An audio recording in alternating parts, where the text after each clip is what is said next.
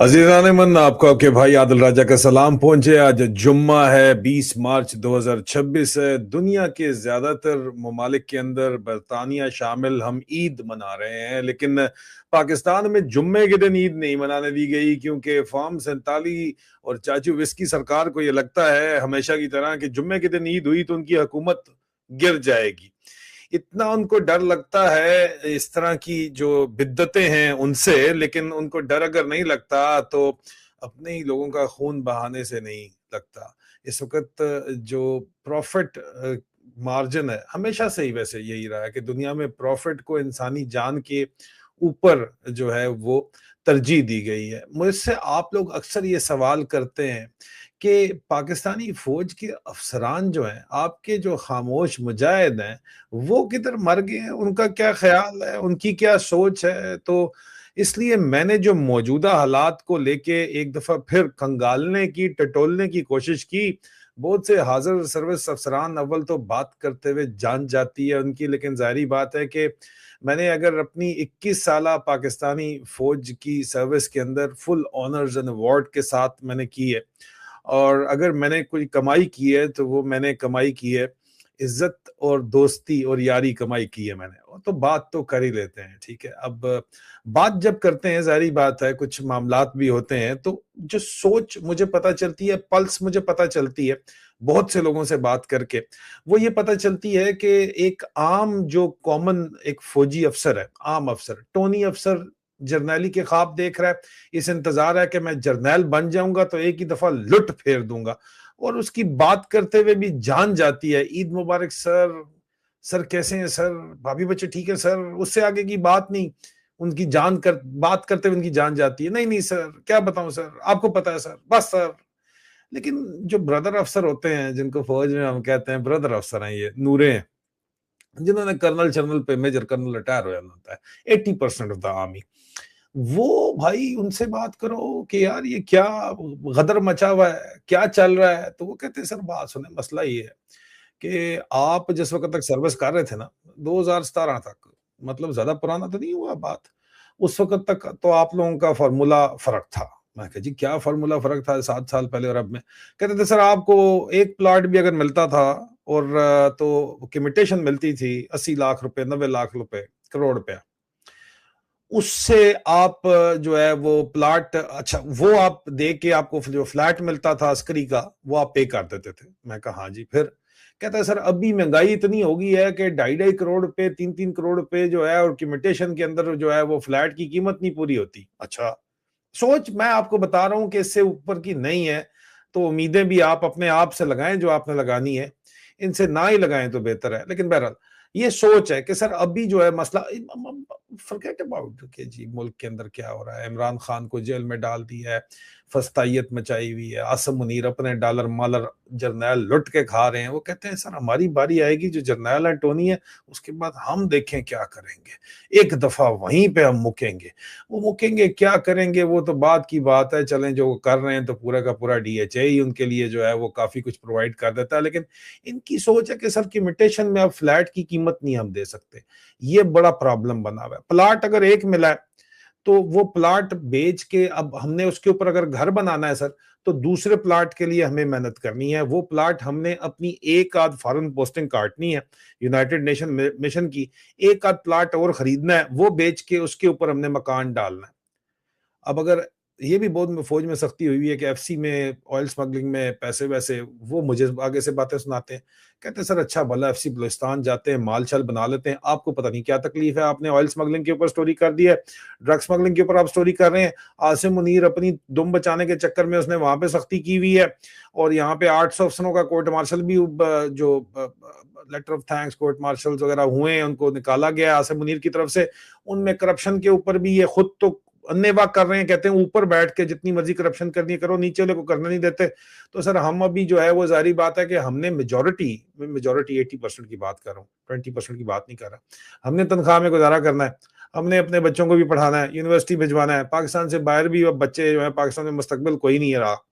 ये फौजी अफसर हाजिर सर्वस कह रहे हैं, मैं सोच आपको इनकी बता रहा हूँ, जो कि वो एक जमाने में रोटी कपड़ा मकान था, अभी नौकरी प्लाट और मकान है। वो कहते हैं सर हमने अपना घर बनाना है, अपने बच्चों की शादी करनी है, उनको मुल्क से बाहर भिजवाना है। क्यों? کیوں بھائی ملک سے باہر کیوں بھجوانا ہے؟ کہتے سر پاکستان میں مستقبل ہی کوئی نہیں ہے، ختم ہو گیا پاکستان کے اندر، there is no future for our children in Pakistan. یہ آپ کا حاضر سروس ریٹائرڈ افسروں کی بات نہیں کر رہا، ان کو تو یہ اس وقت انہوں نے شودر لاٹ سمجھا ہوا ہے، ان سے تو یہ بات چیت بھی نہیں کرتے.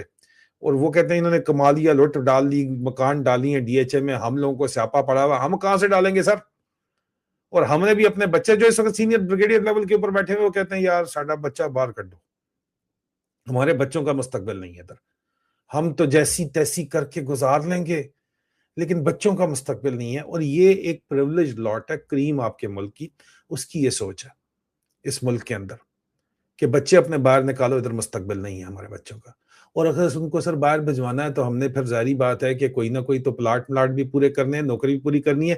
اور یہاں پہ 19-20 بھی اگر ہو جائے تو جناب نوکری خراب ہو جائے تو پلاٹوں کا پرابلم آ جاتا ہے. آپ کو پی ایس ڈائریکٹریٹ کی کلیئرنس کے بغیر آپ اپنے پلاٹ بیچ نہیں سکتے ہیں، اور کریک ڈاؤن آپ کے خلاف ہو جاتا ہے.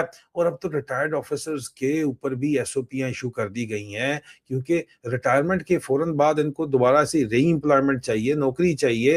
تو وہ تبھی ہو سکتی ہے اگر گڈ بوائے سرٹیفکیٹ ان کو G H Q P S directorate دے گا تو. اور گڈ بوائے سرٹیفکیٹ جو ہے وہ لینے کے لیے، جس طرح علی امین گنڈا پور سویٹ بوائے تھا، یہ بھی سویٹ بوائے سرٹیفکیٹ ہی ہوتا ہے کہ آپ نے کوئی بھی حق سچ بات نہیں کی، اپنے ضمیر کی آواز کی آپ زبان کے اوپر نہیں لائے، سب اچھا ہے، تمام خانے ٹک ہیں، تب آپ جو ہے وہ آپ کا پلاٹ آپ بیچ سکتے ہیں جو آپ کو فوج دے رہی ہے. آپ کو جو فلیٹ دیا ہے وہ بیچ سکتے ہیں. اگر آپ نے گھر بنایا پلاٹ کے اوپر، اس پہ رہنا چاہتے ہیں، دوسرا پلاٹ بیچ کے پہلے پلاٹ پہ گھر بنا لیا ہے. اور اس کے بعد ری امپلائمنٹ کیٹیگری میں آپ کو نوکری بھی چاہیے، کیونکہ کہتے ہیں کہ جی اوورسیز پاکستانیوں کا پیسہ نہیں آ رہا جس طرح پہلے آ رہا تھا. 44% مارکیٹ ڈاؤن ہے ڈی ایچ اے کی. پہلے تو لوشے پروگرام تھے، ہم گھر بناتے تھے 5-5 مرلوں کے پلاٹ پہ، 10-10 مرلوں کے پلاٹ میں، بیریا ٹاؤن کے اوپر بھی بنا لیتے تھے. ابھی وہ بھی تباہ و برباد ہو گیا ہے سر. یہ پراپرٹی ڈیلروں کی سوچ جو ہے، میں آپ کو بتا رہا ہوں، اس وقت جو بن جاتے تھے پراپرٹی ڈیلر، اب تو فوج ہی کے کسی نہ کسی ذیلی ادارے میں یا حکومت کے اندر ہمیں نوکری بھی چاہیے، ری امپلائمنٹ چاہیے، تنخواہ ملے گی تب گزارا چلے گا. یا کوئی چینی کمپنیاں آ کے اسلام آباد کے اندر بیٹھی ہوئی ہیں، کراچی اور لاہور میں بیٹھی ہوئی ہیں، انہوں نے نوکری مل گئی تو کام چلے گا، نہیں تو کام نہیں چلے گا. تو ان کی سوچ عزیزان مگر ان کے اوپر آپ بینک کر کے بیٹھے ہوئے ہیں تو دین پھر تو اللہ ہی حافظ ہے. ان کی سوچ اس وقت اندر کی یہ ہے، اور جو جتنا ہائر ہے اس کو اتنا بڑا انسینٹیو دیا جا رہا ہے. جو اس وقت نیا ایڈجوٹنٹ جنرل برانچ نے لیفٹیننٹ جنرلز کے لیے پیکج نکالا ہے، وہ آلریڈی ان کا پیکج 4-5 ارب روپے کا بنا ہوا تھا انفلیشن کے باوجود. نئے ان کا over and above packages lieutenant generals کو دیے گئے، اور میجر جنرلز کے لیے بھی پیکجز اب تیار کیے جا رہے ہیں کمرشل پلاٹس کے ڈی ایچ ایز کے اندر. لیکن اگر آپ ضمیر کی آواز سنتے ہیں، آواز حق بلند کرتے ہیں، یا کوئی آپ جو ہے وہ نیشنل انٹرسٹ میں، کیونکہ نیشنل انٹرسٹ ان کے لیے ان کا ذات فوجی انٹرسٹ کو یہ کہتے ہیں پاکستان کا انٹرسٹ یہی ہے جو فوج کا انٹرسٹ ہے. اگر آپ کوئی بات کرنے کی کوشش کرتے ہیں تو تمام چیزیں آپ سے چھین لی جاتی ہیں، ان کے اوپر سینکشن لگ جاتی ہے، ان کو بیچا نہیں جاتا. ڈی ایچ اے کو ایک لیٹر جاتا ہے کہ یہ بھائی پلاٹ کی ٹرانسفر نہیں ہونی، وہ نہیں بیچ سکتا. جی ایچ کیو سے کلیئرنس کے بغیر آپ نہیں بیچ سکتے کوئی بھی چیز. تو اب اس کا لوگوں نے ویسے حل نکالا ہوا ہے، اس کا حل نکالا ہوا ہے. وہ کہتے ہیں جو ہی ملے نا، آپ حاضر سروس ہو، جو ہی پلاٹ ملتا ہے دستی بیچ دو، بیچ کے آپ ایز اے سیولین دوبارہ خرید لو کسی اور جگہ کے اوپر. یہ گیم کر رہے ہیں ابھی، ٹھیک ہے. اس کا بھی بیٹوں وہ علاج کر رہے ہیں اگلے پی ایس ڈائریکٹریٹ والے. اگر تمہارے نام پہ کوئی اور پراپرٹی بھی ڈی ایچ اے کے وغیرہ کے اندر ہے تو وہ بھی نہیں بیچنے دیں گے تمہیں وہ، یا تمہاری ابھی اسپاؤسز کو بھی اس کے اندر لے آئیں گے کہ تمہاری بیویوں کے نام کے اوپر ہے پھر بھی نہیں بیچنے دیں گے. ابھی ساس کے نام پہ لگا لو یا پیرنٹس کے نام پہ لگا دو، یا اگر ماں کے نام پہ لگا دو اگر بیوی بھی اجازت دیتی ہے تو اور تو کوئی طریقہ تمہارا بچا نہیں ہے پیچھے. تو اگر ان کے اوپر آپ بیٹھے ہوئے ہیں کہ یہ کچھ کر لیں گے تو آپ کی بھول ہے، یہ کچھ نہیں کرن جوگے جب تک ان کی اپنا سروائیول ایٹ سٹیک نہیں آئے گا، جو کہ آ رہا ہے. اور ان کا سروائیول سٹیک ہے 44% انویسٹمنٹ جو اوورسیز کی ہے وہ رکی ہوئی ہے، نیچے آئی ہوئی ہے.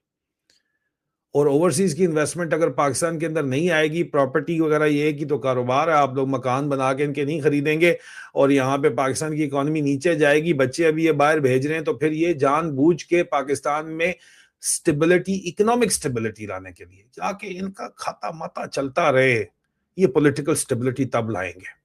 تبھی آپ کے ووٹ کی قدر کریں گے اور عمران خان کو واپس لائیں گے اور کہیں گے کہ خان صاحب ہوں تسی سنبھال لو، اکانومی چلاؤ۔ اب بیچارہ وہ آگے کیا اس وقت آ کے کر لے گا جو انہوں نے 3 سال میں 4 سال میں تباہ کر دیا ملک، لیکن یہ ان کا پلان ہے۔ اور یہ بیچ کیا رہے ہیں چورن؟ او بھائی پیسہ دینے لگے عربی انے وا، او بھائی وہ عربی پیسہ دینے والے ہیں، وہ عربی والوں کا پیسہ جو ہے وہ جرنیلوں کے بکسوں میں جائے گا، تم لوگوں کو سالوں کو کچھ نہیں آئے گا، ملا ملٹری الائنس کو جائے گا، تمہیں کیا ملنا اس سے؟ لیکن ان کی سوچ کیا ہے وہ میں چاہ رہا تھا کہ آپ کو بتا دوں تاکہ آپ کسی پلیکھے میں نہ رہیں۔ باقی وار رپورٹ میں پریزنٹ کرنے کی ڈے 21 کوشش کروں گا لائیو سٹریم کے اندر۔ آج برطانیہ کے وقت 5 بجے کے قریب GMT کے قریب تو پھر ملاقات ہوتی ہے۔